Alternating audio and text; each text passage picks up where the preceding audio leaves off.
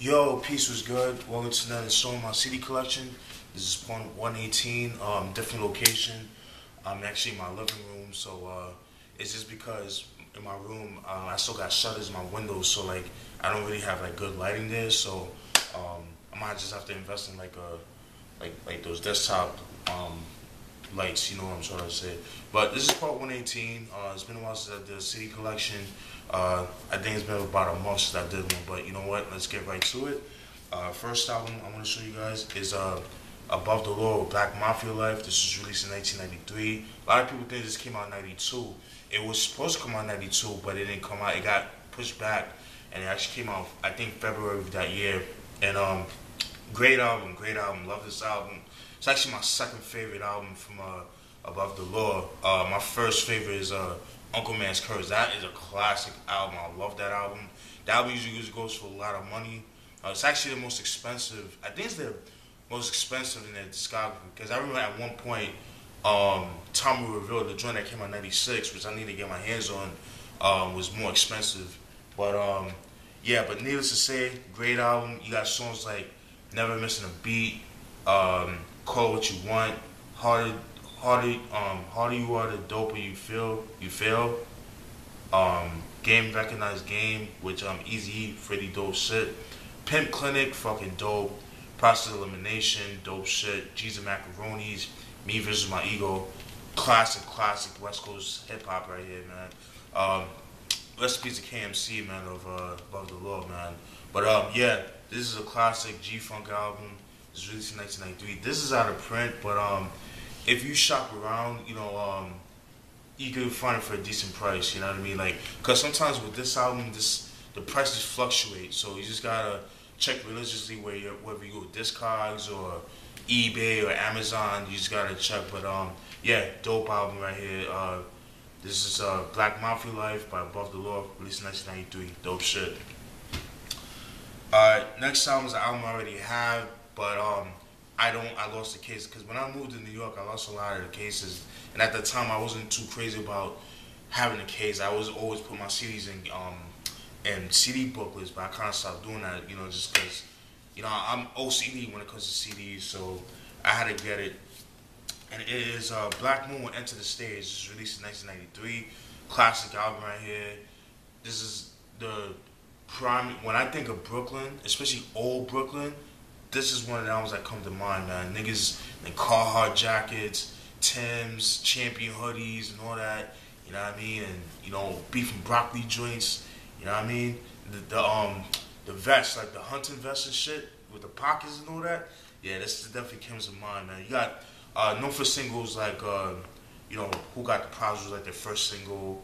Buck 'Em Down. But it's not the original version, it's actually the remix version. You know, I Got You Open with the Barry White sample. This version doesn't have that. Is the original. I prefer the original, but the Barry White version is dope too. Great album, man. I mean, when you put this in, you can smell Brooklyn through the speakers. It's like one of those things right there, man. I remember when I first copped this back in 2001, Christmas Eve of 2001, I remember, because at the time it was really hard to find. And I went to Green Acres Mall, I went all over, so I went to Jamaica Avenue, and I went to this spot called, I went to Music Factory, they didn't have it, but then I went, I think on 161st, I think it was on 160th, Hot Wax. And I mentioned that store before, where they filmed the Hush video by Al Cool J when he was like a little kid, and then as a young, when he was older, his age at that time, you see the dude giving the dap to the dude. Yeah, that's Hot Wax. But anyways, that's where I got it at. It was $15 at the time, and I remember I used to play Niggas Talk Shit like on heavy rotation. And man, I didn't even listen to any other songs for like a week, just Niggas Talk Shit. Then I'm like, alright, let me check the other songs, and then it was just dope after dope after dope, and then this album can't go wrong with this. I actually found this at FYE, not too far from my house, about 15 minutes by the local mall, and shit, and I saw it for $7.99. I was like, yeah, I had to pick this shit up. But yeah, Black Moon, Enter the Stage, released in 1993. This is out of print, you know what I mean, because I know they released it a couple years ago. They had like I guess like the 3 disc, and it comes with like a vinyl or whatever, but I personally don't need that because I already have the Digging in the Vaults where you have like the remixes and stuff like that. Even though the Digging in the Vaults is it's an unauthorized release. I mentioned that years ago, but I'll do that when I do like a proper review of that. But yeah, Black Moon, Enter the Stage. This was released in 1993. Dope shit right here, classic shit. All right, next album, another joint I got at FYE. This is a rarity. It's not a joint that you see very common. It's like one of those what? It's like trying to find a gold tooth in a grass field. I know it's kind of nasty, but you know what I'm trying to say. It is Down South with Lost in Brooklyn, released in 1994. This is a group based out of Virginia. I'm not sure what part of Virginia they're from, but I don't know if you guys heard of Sean J. Period. He was a producer from back in the day, known for his work with the Ruckus era, like the heyday of the Ruckus era, like late 90s, stuff like that. You know, primarily with Mos Def, because when Mos Def started getting into Ruckus back in the late 90s, like 97, Mos Def, that was like his go-to. Kind of like how you had Talib Kweli with High Tech. Well, Sean J. Period was Mos Def's High Tech at one point. So, but yeah, this is pretty much like his, I think it was his first appearance on Wax as far as production, his first album placement. Cause he got a couple joints on here. Tractors, Rakes and Holes, I think that was a single. Jimmy Crack Corn. Around the Clock was pretty dope. Lost in Brooklyn, the self-titled joint. Sitting Here, pretty dope. Big Wheels. Open Sesame, my favorite joint on this album. Very dope shit. You know, at the time, back in the early 90s, you know, around 93, 94, you had a lot of down south acts, you know, that did like boom bap, like, you know, from down south, like, you know, Shades of Lingo, Mad Flavor out of Texas, Odd Squad, yeah, you know, shit like that, you know, and people like that, Parental Advisory out of, you know, the Dungeon Family Outcast, that kind of thing. So, but yeah, so this is no different. Very dope shit, you know what I mean? Down South with Lost in Brooklyn, released in 1994. A little hard to find. Well, it is rare. It's hard to find. It's not something they see very common.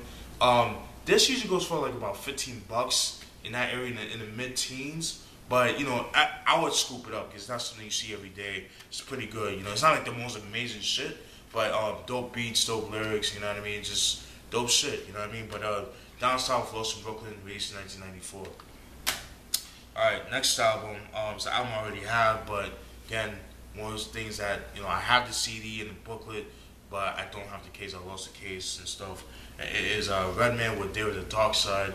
This is the second album that's released in 1994. I did a review of this years ago, but I didn't like that review. I'm going to redo that for myself. But I recently did that with my podcast I deal with right now, Speaker Cloud Podcast. Shout out to everybody at Speaker Cloud. Excuse me. I did it, and I love this album. Very dope, very underrated. You know, this is when, you know, Redman, you know, he started doing production himself. And I'm just looking at the time because I don't want to like run out of time. But this is when he started doing his own production. He was going to do dark times at the time. You know, he was dabbling into a lot of drugs, you know, acid and, you know, shit like that. And yeah, man, great album, very experimental production wise. Turned a lot of people off because, you know, when he came out with his first album, What the Album,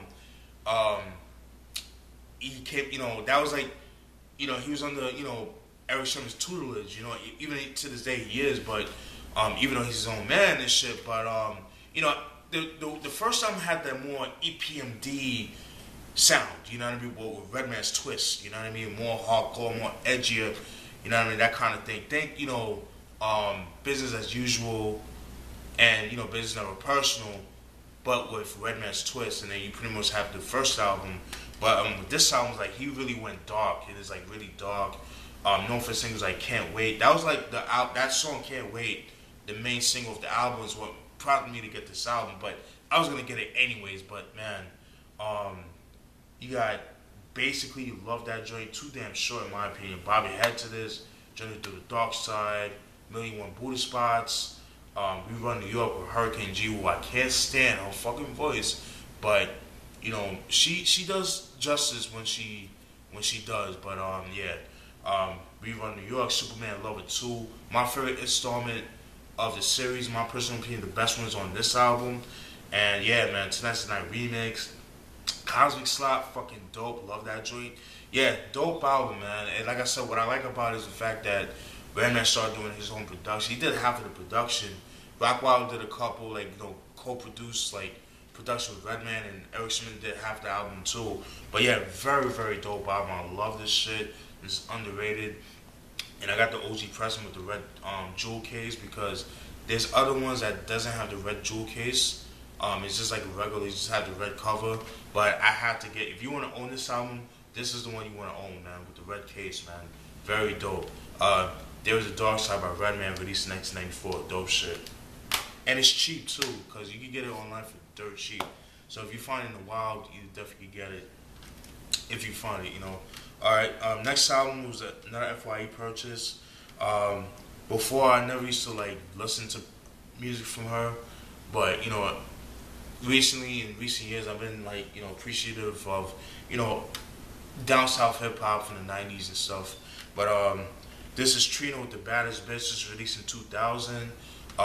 Trina, you guys should know her from Slip and Slide, being a protege of Trick Daddy at one point, but her and Trick Daddy beefing and shit, you know, that kind of thing. So, all because of the whole love and hip hop shit. It's just stupid, man. But known for the single "The Baddest Bitch," whoop whoop, pull over that so fat. Like everybody, and then Mama was singing. Even in New York, when I lived in New York, they was just bumping that shit. Like, well, not bumping it, but nigga would sing that shit in class and shit. Like when they see a girl with a fat ass, they be like, whoop whoop, pull over that so fat. Like, so funny, man. But actually a good album. I like it. You know, it's like real ignorant shit at its finest. You can't go wrong with this.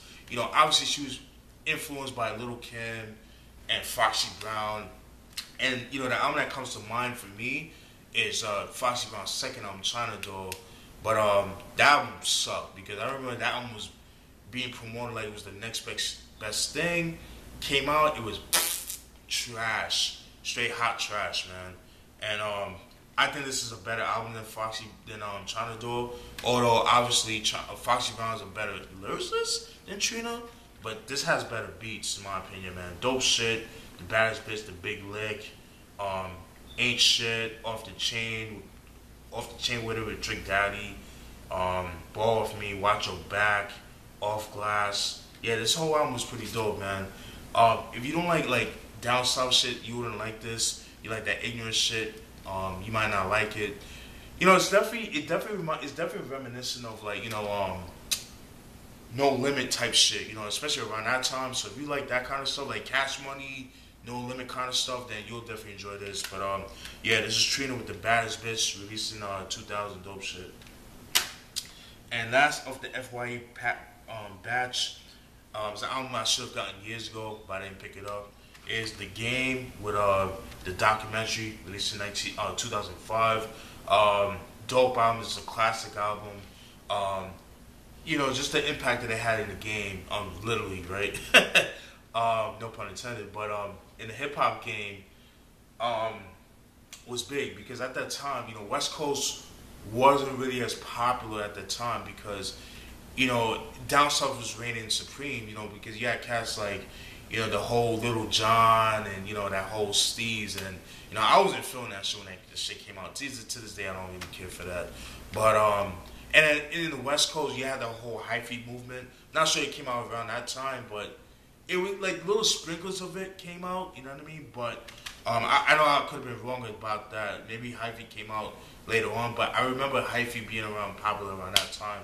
But anyways, you know, came out with this shit. You know, at the time before it came, Game got with G-Unit. He was rolling with JT, the Bigger Figure, dope MC out of San Francisco, very underrated.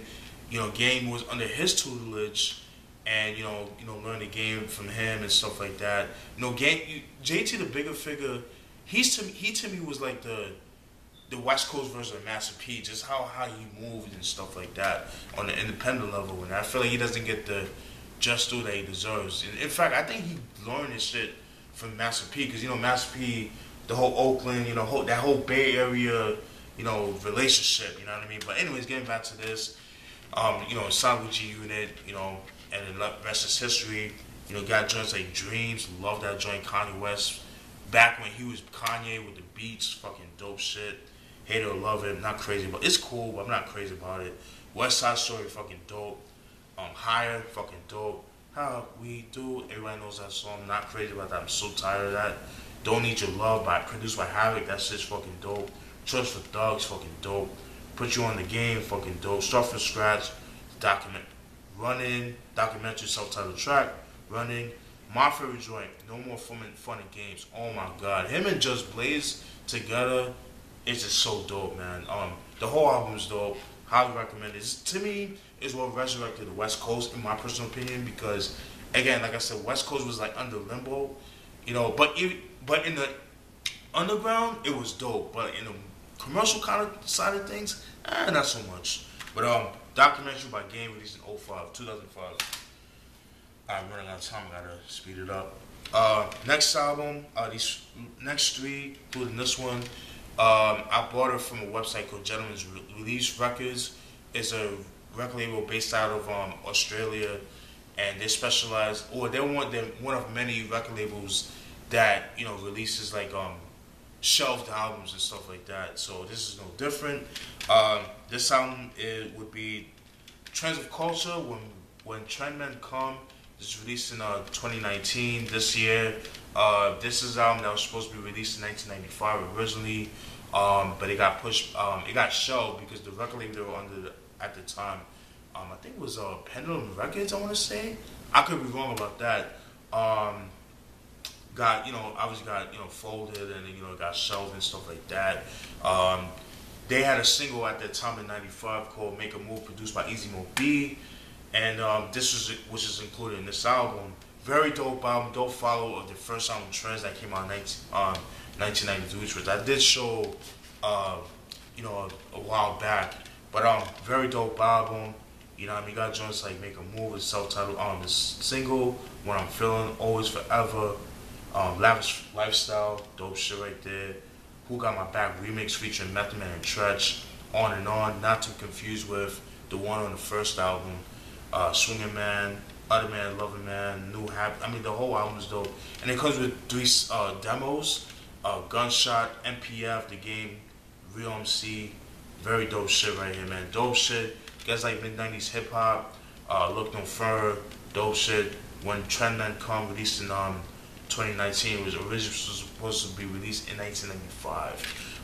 Dope shit right here. Alright, next album is another joint from Gentleman Release Records. Is Sons of Light, with the self-titled album Sons of Light, released in 2018. They're a group based out of QB. Jay Supreme, dope producer. He did the production on this album. Jay Supreme, you guys might know him. He did stuff with Cormega. Then he did some stuff for Tragic Gaddafi. He did a whole bunch of other stuff, but dope producer. This is some of his early work production-wise. Very dope shit. You got songs like Me and My Mans, Crescent Moon, Zero Vaccine, Metaphoric, Can't Fuck With G.O.D. of Infamous Mobb and Cormega. Fucking dope shit. Great album right here. Dope shit. Tidal Wave, Project Life, Keep It Hot. Sound-wise, it reminds me of a little bit of Mobb Deep mixed with Screwball. If you like those two groups, hip-hop groups from QB, then you'll definitely enjoy this shit right here. This is Sons of Light, self-titled album. This was released in 2018.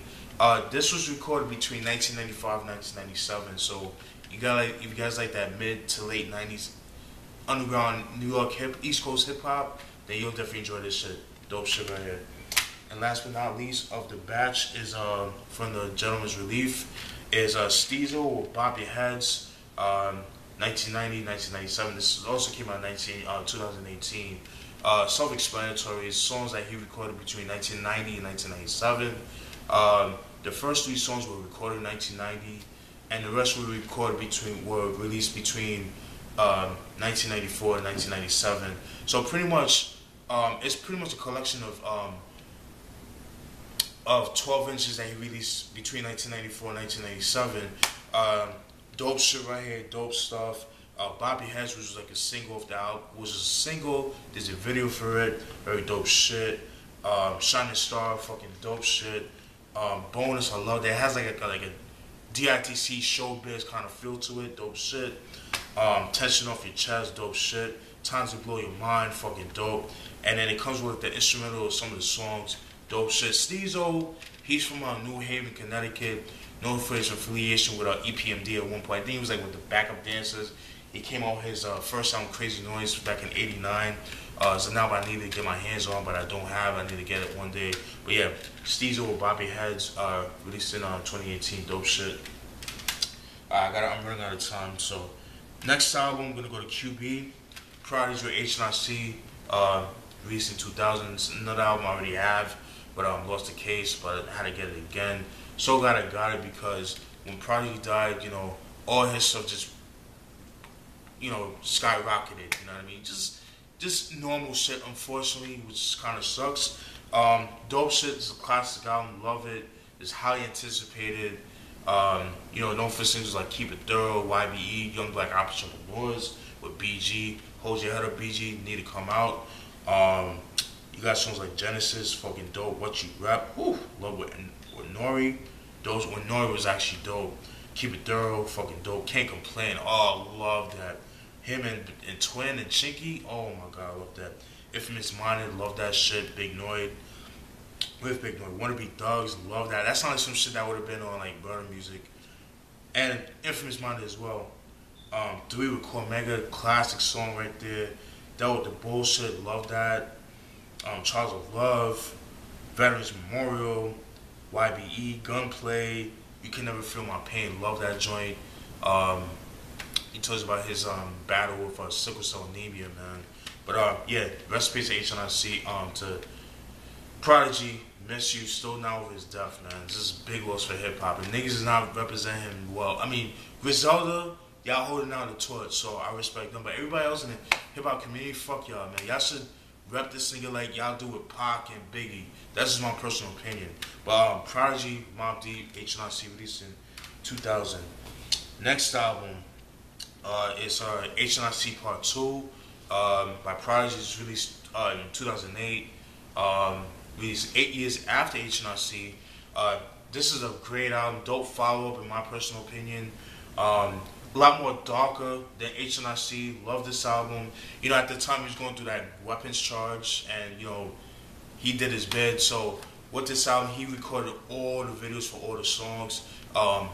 There's a collector's edition, which I did show a while back, where it comes with the 10 case, comes with the CD, comes with the instrumentals, and it comes with the DVD with the video and stuff like that. Pretty dope. Had to get that, but I wanted to get this version. You know, so when I do a review, you know, which I'll eventually do a Mobb Deep review. I know it's long overdue. They have to have this on deck, but very dope album. You got songs like The Life, love that. Young Veterans, I love that joint. ABC, which was like the big single of the album. Click Clack with Big Twin, fucking love that. Phil Marshall P, I love that shit, so dark. When I See You, It's Nothing. I Want Out, I love that joint. Fucking dope right here. At the time, he had like a little company called Sonics where I think it was like a music generator where you could put a song into that generator, and he could rap in any language. It would translate in Spanish, Portuguese, French. Pretty dope, you know. And he actually patented that company, so I think that's pretty dope, man. So even though he's dead, like his family would be good, so that's pretty dope, man. That's one thing about Prodigy. He's always been business-minded. I don't think Prodigy gets props for him. You know, people always focus on his L's or who he got beat up. Like, fuck all that, man. Niggas don't talk about his contribution for the game. But anyways, getting back to this, dope album, very underrated. Because a lot of people shun this album because of, you know, I don't know if it's because of the production or the way he rapped and stuff like that, but I thought he did his thing, man. But H.N.I.C. Part 2, released in 2008. I gotta speed this up. Next album, Stone QB, Prodigy, Pacino, and Big Twins with Product of the 80s. This was released in 2008. This came out, I think, 6 months after H.N.I.C. Part 2. Very dope shit right here. Production is done by by Sid Rome's, Joey Chavez, and I forgot the other dude on because it's a hip hop duo. Very dope shit right here. Very dark, very sinister. Love this joint. You got joints like Box Cutters featuring Big Twin, Cat's Body Music, Test Tube Babes. I love that joint. In the Smash, I love that joint. I remember hearing In the Smash on mixtapes back in the day. I think the earliest I've heard it was back in like 06, 07, around that time. Love that joint. Definitely has that mid 80s feel to it. Dope shit right here. This is very underrated. Another joint that's out of print. Those albums are out of print, by the way. So, yeah. So glad I got this because it goes for a little bit of money, but I got it for a decent price. It fluctuates, you get it for like $10, 15, depends on how you get it. But this is Prodigy 80, but Prodigy, Pacino, Big Twins, released in 2008. Alright, got three more. Got EPMD with Unfinished Business. This is released in 1989. Dope album, dope follow, but Strictly Business. I actually like this album a little bit better than Strictly Business, even though Strictly Business is dope, but I prefer this over Strictly Business. They definitely stepped their production game up, their beat game up, and the lyrics and stuff like that. You got songs like So What You're Saying, dope way to start the album. Total Chaos, my favorite song off the album. Jane Part 2, fucking dope. People listen to my demo, everybody knows that song. The Big Payback, fucking dope. Knick Knack Paddywhack, dope shit. That was, that was K Solo's first appearance on Wax, pretty dope. And it had that stupid ass song, You Had Too Much to Drink. I hate that song.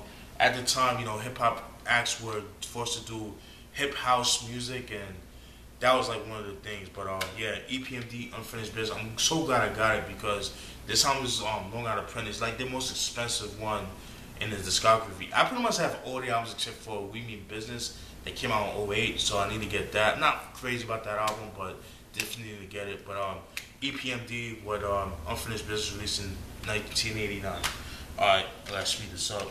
Next album, still on the EPMD side of things. It is K Solo with Tell the World My Name, released in 1990. Dope shit. EPMD affiliate. Known for singles like Spellbound, Fugitive, Tales from the Crack Side. Love those joints. Your Mom's in My Business. Everybody knows that song. Very dope shit. This is the reissue. The 09 reissue comes with a couple remixes and instrumentals and acapellas and stuff like that. But Tell the World My Name, released in 1990. Dope shit. Last but not least, MC Breed and DFC. This is his first album, the self-titled album, released in 1991. This is the 02 reissue. Known for things like Ain't No Future in Your Frontin'. You got a dope album. You got joints like Job Corps, That's Life, Just Kicking It, Better Terms. Black for Black is like my favorite song off the album. More Power, dope album. It's not the signature MC Breed sound. It's more sample based, like more East Coast influence. That makes sense. Yeah, dope shit right here. It's not. Don't expect sounds like Funkified, the New Breed, To the Beat Show, albums like that. But yeah, it's pretty dope. Not his best, but pretty decent. And that's it, folks. Running out of time. I'm gonna cut that short. That's all the CDs. Hope you guys enjoyed that. Definitely stay tuned for more. Alright? Peace.